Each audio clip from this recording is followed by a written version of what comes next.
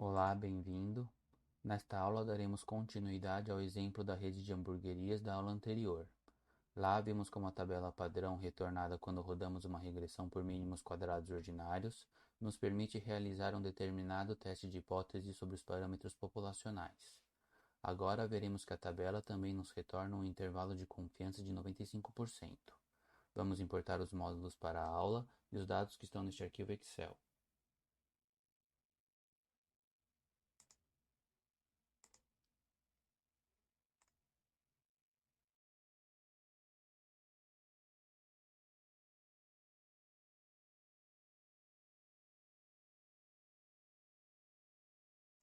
Relembrando, esta coluna contém a receita mensal de vendas de uma dada cidade, medida em milhares de dólares. A coluna Price representa o preço cobrado na cidade em dólares. E a coluna Divert computa o gasto mensal com propaganda na cidade em milhares de dólares. Os administradores querem estimar a relação da receita das vendas com os preços cobrados e os gastos com propaganda. Os resultados da regressão nos darão estimativas sobre estes parâmetros populacionais B1, B2 e B3.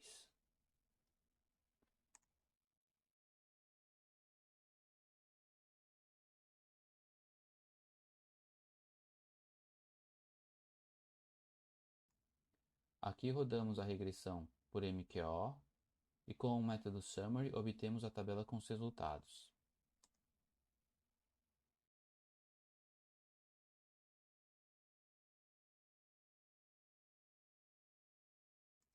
Na aula anterior, vimos que nesta coluna COEF temos as estimativas pontuais de MQO e que olhando esta coluna P, podemos dizer se a variável é estatisticamente diferente de zero a um dado nível de significância escolhido pelo pesquisador.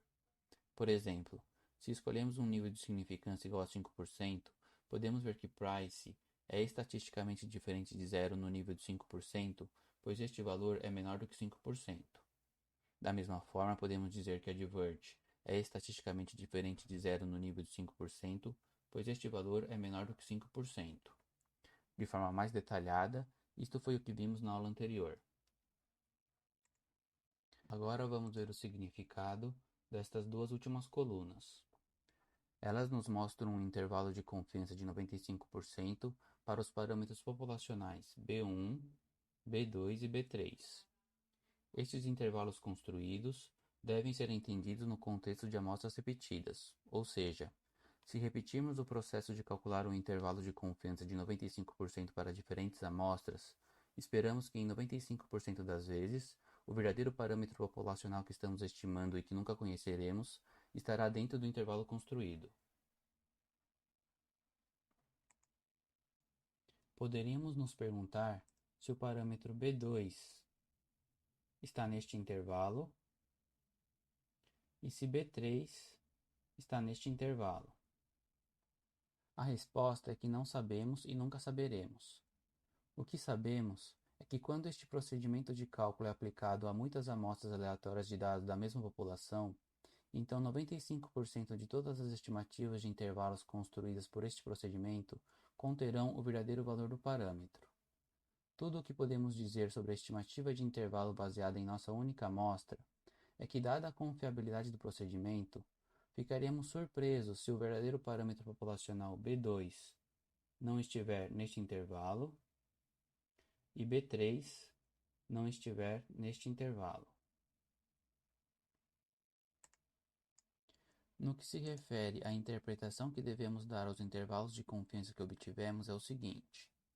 Lembrando que a receita está medida em milhares de dólares, este intervalo sugere que uma diminuição no preço em $1 levará a um aumento da receita que estará entre $5.723 e $10.093. A relação inversa decorre do sinal negativo.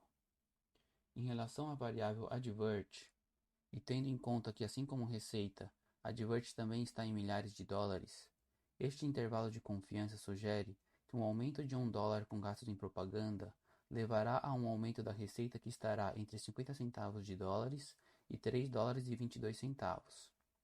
Ou, em termos de uma magnitude mais realista, um aumento de $1.000 com gastos em propaganda levará a um aumento da receita entre $501 e $3.225. Portanto, nesta coluna COEF temos a estimativa pontual e aqui temos as estimativas de intervalo de 95%. Note a diferença entre estimativa pontual e estimativa de intervalo. Utilizamos os estimadores de mínimos quadrados para obter de uma amostra de dados estimativas pontuais, que são as melhores suposições sobre os parâmetros desconhecidos. Os estimadores de intervalos combinam a estimação pontual com o erro padrão da estimativa para dar um intervalo de valores no qual podem estar os parâmetros desconhecidos. Quanto menor o intervalo de confiança calculado, presumivelmente maior é o nosso conhecimento sobre o valor do verdadeiro parâmetro populacional associado à variável. Em nosso exemplo, no caso de Price, B2 e de Advert, B3. Por fim, para finalizar, podemos obter intervalos para diferentes níveis de confiança com este método.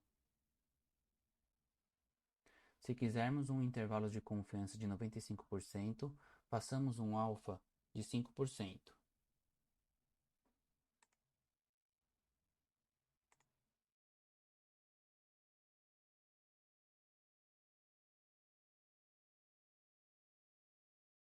Note que estes intervalos são os mesmos da tabela com os resultados da regressão. Se quisermos um intervalo de confiança de 99%, por exemplo, passamos um alfa de 1%.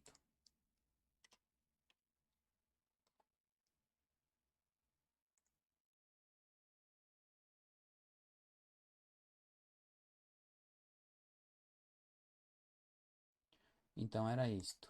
Nesta aula, vimos que estas duas colunas nos fornecem um intervalo de confiança de 95% para os parâmetros populacionais e também vimos que podemos obter intervalos para diferentes níveis de confiança com este método.